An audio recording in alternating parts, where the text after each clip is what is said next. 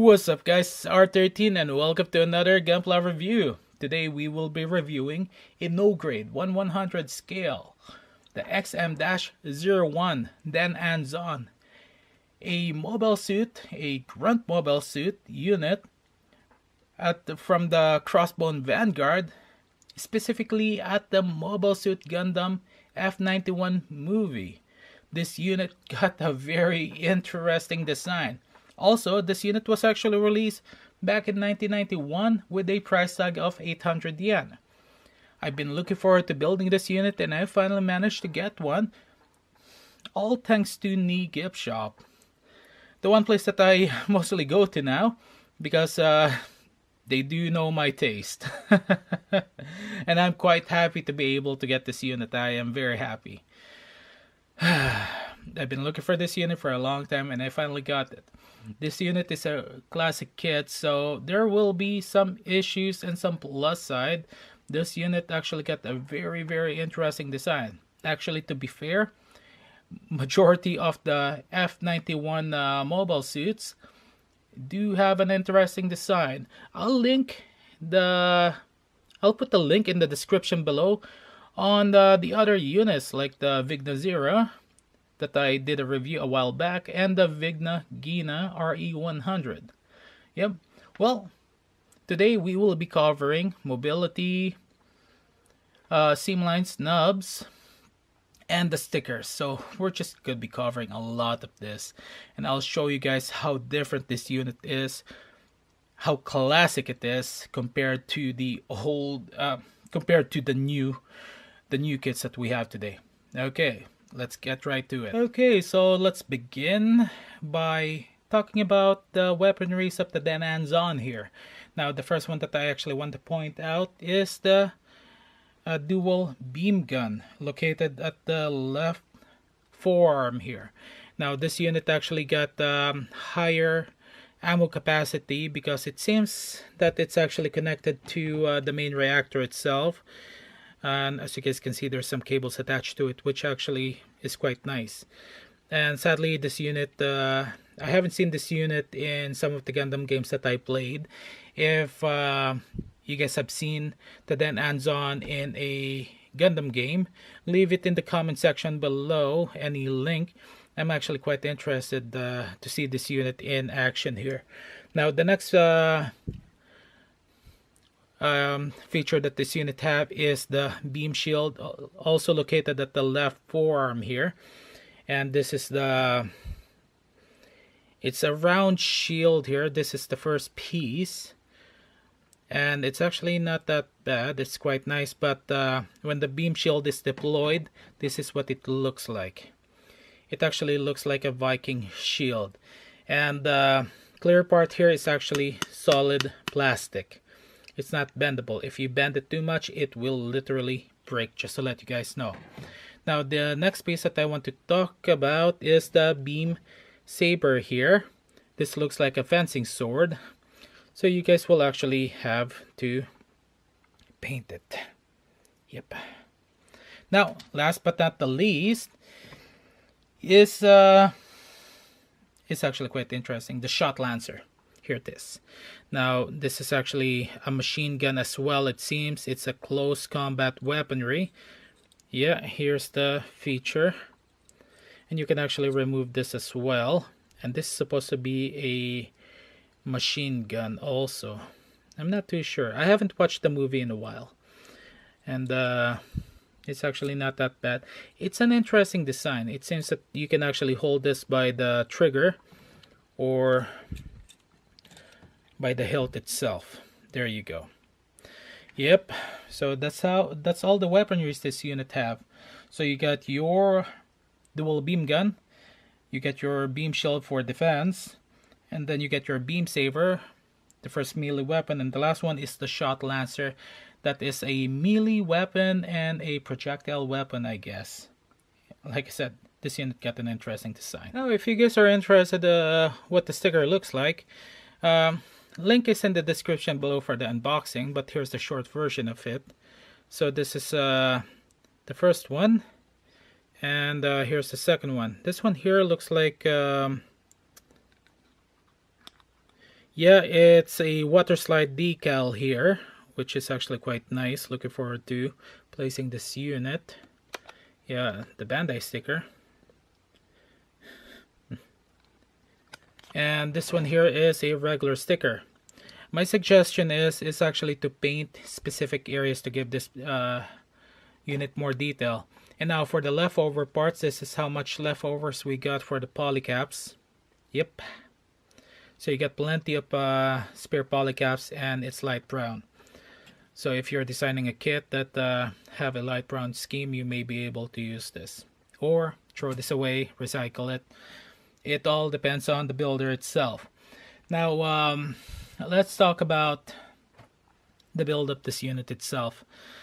Now, sadly, this unit actually got a lot of issues, specifically with the polycaps and mobility. It's a classic kit, 1991 kit, so I was already expecting a lot of issues with this unit here, but I still got a positive experience because I do like my classic. Now, let's start the articulation test. We're gonna start from top to bottom, and I'm gonna show you guys some of the features as well. Now, as you guys can see here, it actually got two main color scheme, but we do have a clear part here.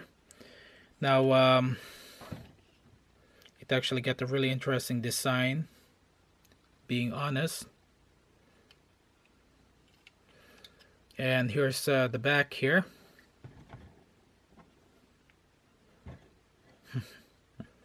Yep. Okay, let's just raise the tripod here for a bit. There we go. Here's your backpack. There's gonna be a lot of detailing here. Yep, and as you guys can see here, we do have an issue with loose parts here, and a lot. Now, as you guys can see, the shoulder armor needs some fixing. The headpiece is actually a little loose, so you'll actually have to fix that as well. And then this is actually a ball joint, and as you guys can see, it fell off easily. That's the other issue. Yep. Now the next part is the nubs and the seam lines. It's actually located all over. You got your shoulder piece here.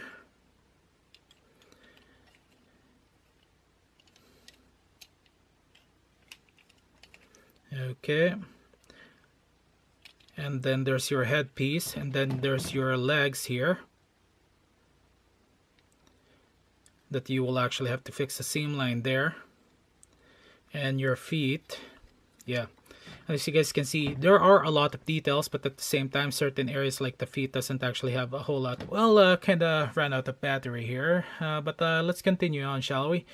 Okay, so like I mentioned, the foot doesn't actually have details. That's the part that they actually left out. They just focus on the important features, which is quite understandable at the time. But got to admit, there's actually a lot of good details here. Now, the other part that I do want to mention is the waist here actually do have loose parts also. So there's just a lot of work for this unit here, and it's going to be quite interesting. Okay, now let's go ahead and do the articulation test and end this review here. So for the headpiece here, you can actually turn to a certain angle here. It actually does have limited mobility, and that's what it looks like when you remove the headpiece. And now for the thrusters here, the backpack, the thrusters can kind of move, but it's not designed that way. It's supposed to stay in that one position there. Now the next part is the arms here. Now as you guys can see, shoulder piece is loose, and it can actually rotate, and that's how far it can go.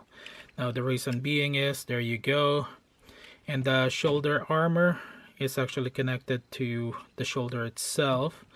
Yep. And now for the waist area, that's how far it can turn. Yep, and there's the polycap there, so a lot of work, like I mentioned already.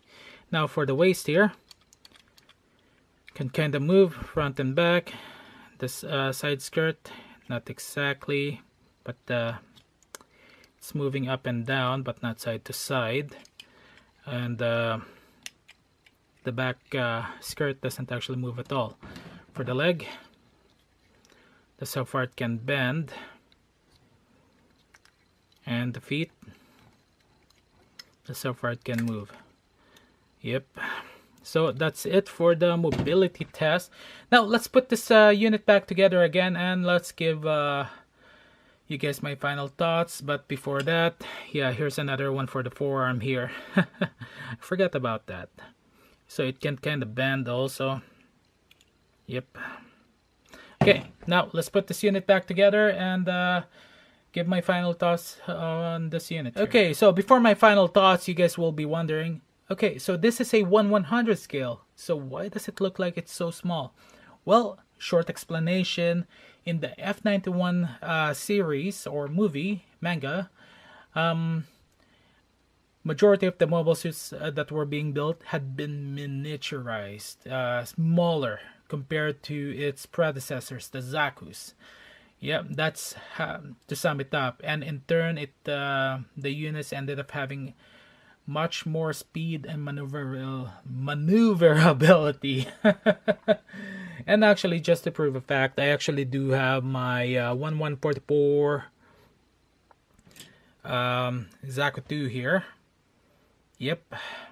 So practically, what it's gonna look like, the size of high grade Den'An Zon, it's actually gonna be just somewhere where the waist is, just to show you guys.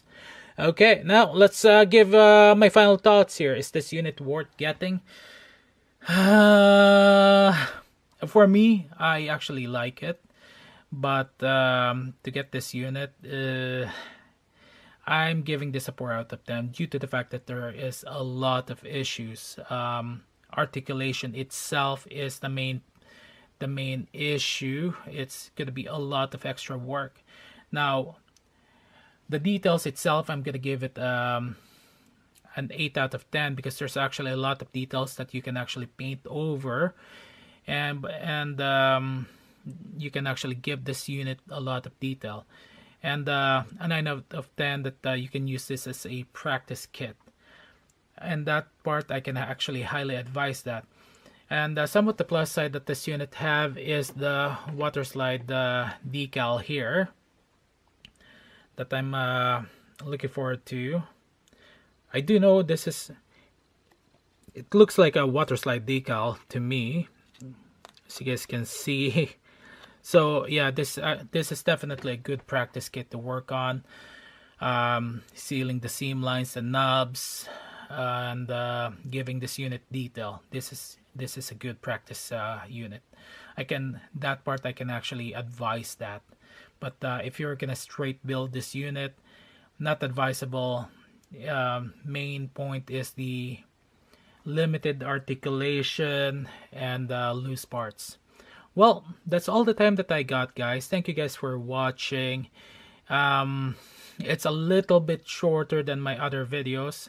Completely enjoyed this unit. Okay, this is R13. Have a good day, good night, afternoon, wherever you are. Keep on building. Have fun building Gunpla. I'll see you guys next time.